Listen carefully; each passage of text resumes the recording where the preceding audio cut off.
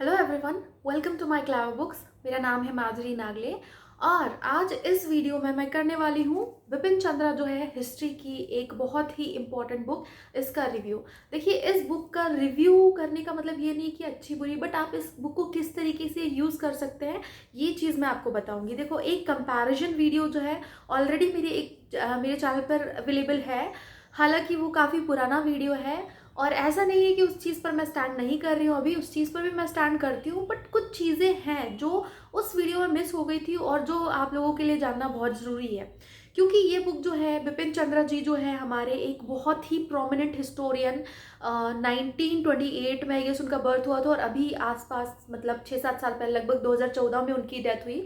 और वो मार्क्सिस्ट में बिलीव करते थे और इंडिया की पॉलिटिकल और इकोनॉमिक हिस्ट्री को बहुत अच्छे तरीके से समझते थे। तो बिपिन चंद्रा जी जो है, ये सारी चीज़ें इसलिए मैं बता रही हूँ क्योंकि कोई बुक जो है, कोई भी बुक हो, ऐसा नहीं कि कोई बोल रहा है कि इतनी बड़ी किताब, स्पेशली अगर मैं हिस्ट्री की बात कर रही हूँ, तो बुक्स जो है वो कोई भी राइटर की पर्सनालिटी जो है उसको रिफ्लेक्ट करती है। तो उन राइटर को समझना भी आपके लिए ज़रूरी, क्योंकि उस पॉलिटिकल और इकोनॉमिक हिस्ट्री को उन्होंने एक्सपीरियंस किया है। तो आज के जितने भी राइटर हैं उनसे अलग मिलेगी आपको ये किताब, क्योंकि ये फुल ऑफ फीलिंग्स है, ठीक है, भावनाओं से भरी हुई है ये किताब। क्या क्या चीज़ें इसमें हम लोग देखेंगे। देखिए, मॉडर्न हिस्ट्री जो है, जिसमें डिक्लाइन ऑफ मुगल से लेकर आपको कंप्लीट हिस्ट्री मिलेगी अप टू इंडिपेंडेंस, जो स्वराज है उसके लिए जो स्ट्रगल हुआ है, वहां तक आपको इसमें कंप्लीट हिस्ट्री मिलेगी। वही मैं बात करूँ स्पेक्ट्रम की, तो स्पेक्ट्रम में आपको इंडिया आफ्टर इंडिपेंडेंस का भी सारा पोर्शन मिल जाता है।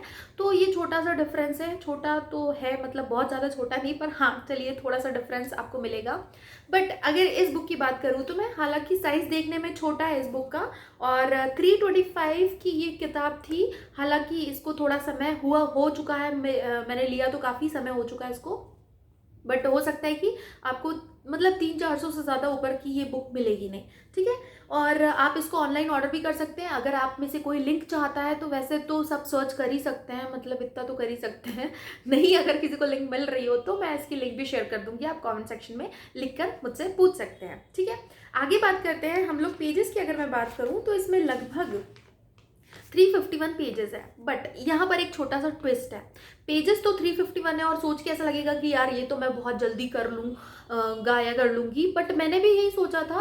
और सच कहूँ तो जैसे मैं हर बार बताती हूँ आप लोगों को कि मुझे कितना समय लगा उस पर्टिकुलर बुक को पढ़ने में, तो मैं इस बुक के बारे में ये नहीं बता सकती क्योंकि मैंने इसको इंस्टॉलमेंट्स में ख़त्म किया है, ठीक है। एक रीडिंग में मैं इसको नहीं पढ़ पाई, और ऑब्वियसली वो उस समय मैंने पढ़ी, मतलब अभी भी पढ़ी है, बट जिस समय मैंने पढ़ी थी तो ऐसा कुछ मुझे था नहीं कि मैं फटाफट से पढ़ के उसको फिनिश कर दूं। और क्योंकि ट्विस्ट क्या है इसमें ये मैं आपको बताती हूँ। देखो, पेजेस जो है, हालांकि 351 पेजेस मतलब 350 पेजेस, तो सोचने में कि चलो ठीक है आराम से हो जाएगी, बट यहाँ पर ट्विस्ट है इसके फॉन्ट साइज, बहुत छोटे फॉन्ट है, ठीक है। इफ विजिबल हो आपको तो आप देख सकते हैं 10.5 जो स्मॉलेस्ट फॉन्ट आता होगा आई गेस वो होगा इसका 10.5 या 11 से ज़्यादा नहीं होगा।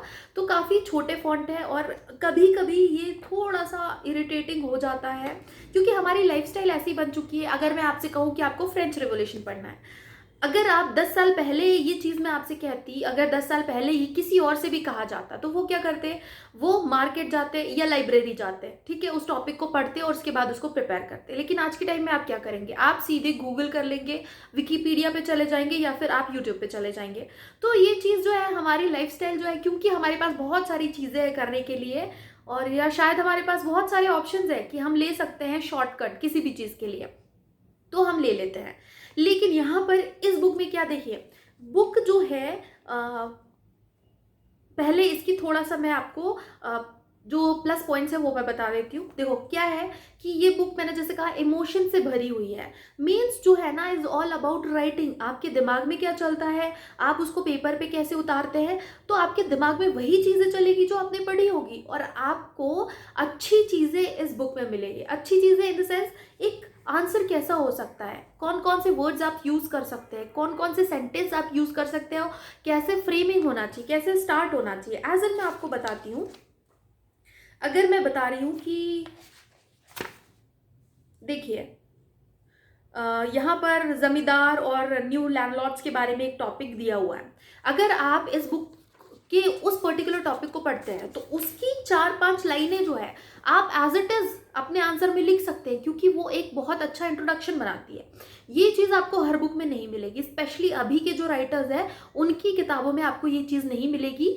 ठीक है, तो यहाँ आप एज इट इज उसको लिख सकते हैं। जब वो टॉपिक खत्म हो रहा है तो आखिरी की 3-4 लाइनें जो है वो आपका कंक्लूजन बन सकती है बहुत अच्छे से। मतलब यहाँ पर एक कोई भी टॉपिक अगर दिया गया है तो उसको बहुत अच्छे से डिफाइन किया गया है एक प्रॉपर आंसर की तरह। ठीक है, ऐसा नहीं है कि हर जगह आपको आंसर ही मिलेंगे। जैसे कोई बड़े टॉपिक होते हैं तो उसमें आपको थोड़ा ज़्यादा डिटेल दी होती है, बट स्टिल एक सही तरीका जो है कि आपको समझने में आसानी होगी कि अगर आपने पढ़ लिया, चलिए मान लिया आपने ये जमींदार वाला टॉपिक पढ़ लिया, ठीक है, फिर इसके बाद यहाँ पर जब ये टॉपिक खत्म होता है तो यहाँ इस टॉपिक के बारे में कंक्लूजन, काइंड ऑफ कंक्लूजन आपको दिया होता है। तो ये आपका जो स्टडी है मेंस के लिए स्पेशली वो थोड़ी आसान बना देता है। प्री के लिए जैसे मैंने पहले भी कहा है, आज भी मैं वही कहूँगी, प्री के लिए इस बुक को आप हाथ ना लगाए तो बेहतर होगा, क्योंकि इस बुक को बहुत टाइम देना पड़ता है। ठीक है, ये बुक आपसे स्ट्रगल मांगती है, जैसा हमने इंडिपेंडेंस के लिए स्ट्रगल किया था, इस बुक को पढ़ने के लिए भी आपको स्ट्रगल करना होगा। एक चीज़ और है, मैं बताती हूँ आपको, वो ये है कि कभी आप अगर कोई टॉपिक पढ़ रहे हैं, एज इन आप पढ़ रहे हैं decline of Mughal empire, decline of Mughal empire, आपको ये स्टार्ट हो रहा है और ये है आपके पेजेस, अगर आप थोड़ा बहुत देख सकते हैं। मेरी बुक की हालत बहुत ज़्यादा अच्छी नहीं है क्योंकि इसको थोड़ा टाइम हो चुका है, पहले बता चुकी हूँ मैं। तो ये जो है ये पूरा एक सिरे से दिया हुआ है आपको। इसमें सब टॉपिक्स जो है बिल्कुल ना के बराबर मिलेंगे, कि आपको चीज़ें डिफाइन करके दी कि रीज़न क्या था और कैसे डिक्लाइन हुआ, किस टाइम पे कौन किंग रहा है। तो ये सारी चीज़ें आपको डिफाइन करके नहीं दी गई है। सब टॉपिक्स जो है, सब हेडिंग्स जो है वो बहुत कम दी हुई है। ये एक चीज़ प्रॉब्लम क्रिएट करती है, बट स्टिल थोड़ा थोड़ा कुछ कुछ चीज़ें जो है वो भी दी गई है, बट फिर भी मैं कहूँगी कि ये एक प्रॉब्लम है। एक तो फॉन्ट साइज और दूसरा ये कि इसमें सब टॉपिक्स जो है वो बहुत अच्छे से डिफाइन नहीं किए गए हैं। ठीक है, लेकिन यहाँ पर जैसे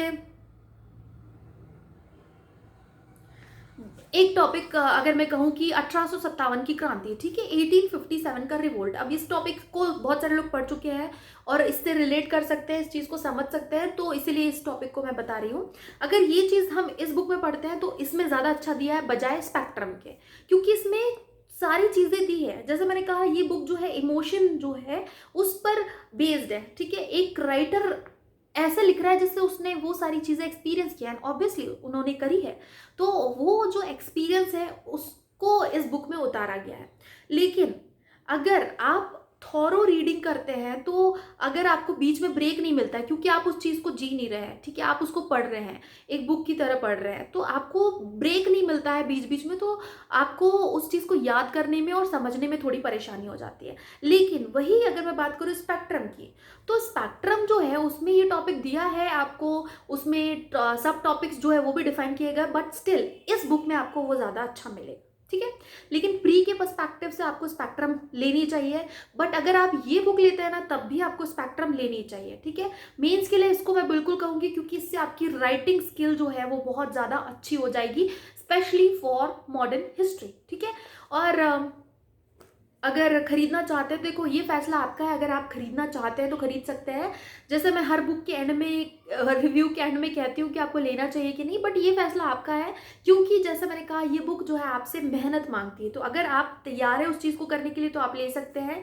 हर टॉपिक इसमें दिया हुआ है अप टू इंडिपेंडेंस। ठीक है, डिक्लाइन ऑफ मुगल से लेकर अप टू इंडिपेंडेंस, इसमें सारे टॉपिक्स दिए हुए हैं, बहुत अच्छे से डिफाइन किए गए हैं, लैंग्वेज बहुत अच्छी है, और थोड़ा ग्रास्प करने में आपको थोड़ी परेशानी हो सकती है, क्योंकि वही ऑब्वियसली हमको थोड़ी आसान लाइफ जीने की आदत हो गई है, तो शायद इस वजह से आपको ये बुक उतनी ज़्यादा ठीक नहीं लग सकती जितनी आपको बाकी हिस्ट्री की किताबें, जैसे जिस्ट ऑफ एनसीईआरटी आप पढ़ रहे हैं, तो हालांकि उसमें उतना स्टफ दिया हुआ नहीं है जितना आपको इस बुक में मिलेगा, पर फिर भी आपको आसानी उसको पढ़ने में होगी। पर कुछ जो है यूनिक पीस जो होते हैं, वन ऑफ देम है ये यूनिक पीस, और बहुत अच्छे से आपकी मेंस की तैयारी करवा सकती है। इससे नोट्स बनाना बिल्कुल ना भूलें, पहले रीडिंग करें, फिर अंडरलाइन करें, फिर उसके बाद नोट्स बनाएं, तो आपको शायद अच्छा इसका फ़ायदा मिल सकता है। इसको सही तरीके से यूज़ करना बहुत ज़रूरी है। So that's it for now. और मैं यही कहूँगी कि बहुत अच्छी बुक है, और लैंग्वेज को समझो और उस एरा को समझो, उस जगह को समझो, तो आपको बहुत मज़ा आएगा इसको पढ़ने में। रेस्ट थोड़ी सी डिफ़िकल्टी होगी, और बाकी आप चाहे तो पढ़ सकते हैं, आपकी मर्ज़ी है। और मिलते हैं हम लोग नेक्स्ट वीडियो में। That's it for now. और कुछ क्वेरीज हो तो आप इंस्टाग्राम पे मुझे फॉलो कर सकते हैं और वहाँ पर अपनी क्वेरीज मुझसे पूछ सकते हैं।